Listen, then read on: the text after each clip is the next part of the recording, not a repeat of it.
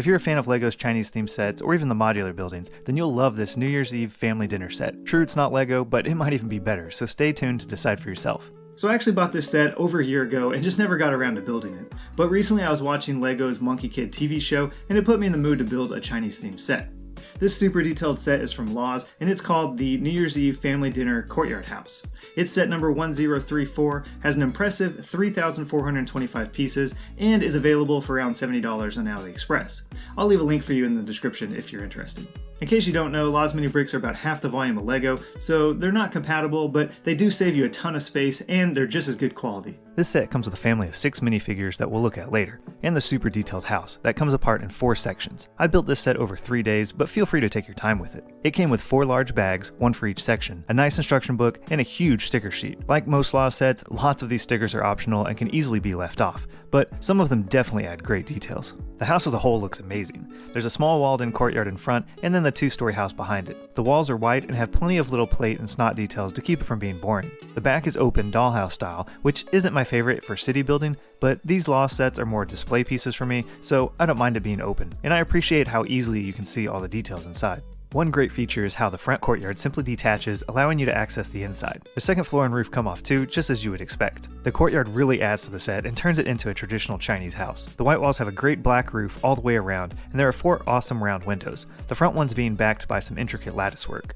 Out front, the sidewalk has a couple small fireworks going off, and a large string of them hanging on the left. And these flower bushes look great for being fairly simple. The inlaid entry path is flanked by stone lions and leads to the big wooden doors under the more ornate entry archway. And you can see the stickers for the red banners and paintings on and around the doors. Inside, the textured path continues up to the front doors of the house, and there's green grass on either side. On the left we have a small rock garden, a bamboo patch, and a small stone table with some stools where you can play the game of Go. On the right we have a small pond in the corner with some ducks, a small light, and I'm not quite sure what this tan thing is, maybe a pump well? And then there's the amazing cherry blossom tree that reaches up and over the courtyard wall and even pokes out the side window. This looks great and is one of my favorite parts of the whole build. There's also some lanterns and paper tassels hanging from the tree. Next we have the first floor.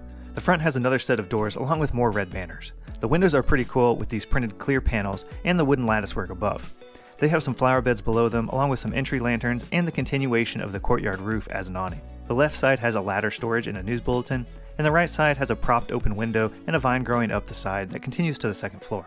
And then the inside is where it gets good. There's a nicely tiled floor for the kitchen and dining area where the big dinner table with its 6 chairs takes up much of the space, and it's packed full of things to eat. There's chopsticks, rice, and lots of different dishes, including a working Lazy Susan, as you'd expect to see. There's also a more festive drink on the floor. Like I mentioned, some stickers are unnecessary, but these stickers for the food details are definitely worth it in my opinion. The kitchen is also packed with details such as a fridge, sink, dishes, herbs, a wood-fired stove, oven, storage, cabinets, and various ingredients. I particularly like the jiaozi or dumpling making station here with the rolling pin, dough, and the plate of finished ones. There's also a couple of presents on the floor and a cat. On the other side we have a room divider with some nice stickers, a kumquat tree, and a nice staircase leading up to the second floor. My only problem with the second floor is that these 2 paper lanterns extend below it, which makes it hard to set down. The front has a large balcony, more paper lanterns, and some nicely printed tiles all the way around the top. The sides have a couple of windows each. Coming up the stairs, you have a nice privacy wall and a large flower vase. The left side has what looks like a food offering table, which you could leave that sticker off if you wanted to, and then there's a calligraphy table behind the couch. The living room couch has another cat on it, and there's also a matching chair, a table, and an entertainment center. Interestingly, the couch uses some minifigure legs for the shaping. However, Laws doesn't use this type of legs for their figures, but the ones that bend, so I was surprised to see these pieces at all. The table has a gift, a bowl of sweets, a hongbao envelope, remote control, and some cards. There's a bookshelf in the corner with a family photo on the top and a photo of the grandparents at the bottom. And then there's the TV playing the New Year's Eve special. The roof section uses profile bricks and cylinders to give it that classic slate tile look, and it's accented with golden ridges at the top and gable ends. There's also a chandelier attached to the underside that hangs over the living room. Taking a quick look at the minifigures, you see that we have a full family. The grandparents have gray hair, and I really like the hongbao red envelopes sticking out of the grandpa's vest there. Then you have the parents. The mom has a cloth skirt and a selfie stick, and the dad is pulling a suitcase. So I guess this is the grandparents' house then, and they're coming to visit. And finally you have the kids. They have short legs and look like they're dressed up for New Year's. This New Year's Eve house was a great build, and it looks amazing. There are so many great details everywhere, and it'll really stand out as a display piece. Or you can have fun playing with it too, if that's more your style. Ultimately, I absolutely recommend getting this set, and I think it's well worth the $70 price tag. It has been out for a while though, so if you're interested, I recommend getting it sooner rather than later.